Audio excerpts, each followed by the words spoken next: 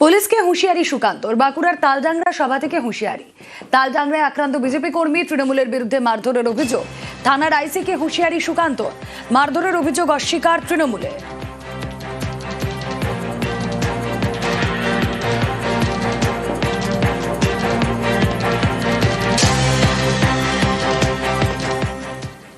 থানার আইসি সাহেব, এইখানে দেখছেন তো নীল রং, আপনাকে আমি স্পষ্ট বলে যাচ্ছি, আমার জেলা সভাপতি যাবে, এফআইআর নেবেন, এই অপরাধীদের বিরুদ্ধে উপযুক্ত ব্যবস্থা নেবেন।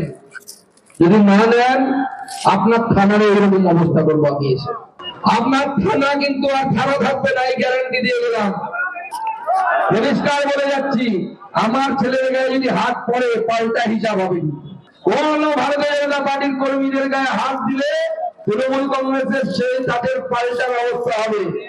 আইসি সাহেব, আপনাকে আরেকবার বলছি, এসপি কে এখানে তাকে বলে দিচ্ছি, এসে লাগাতার এমন ধর্ণা করবো এবং আপনার থানার এমন অবস্থা করবো, ওই থানা বলে আর কেউ চিনতে পারবে না, কুরুক্ষেত্রে যুদ্ধক্ষেত্র মনে হবে।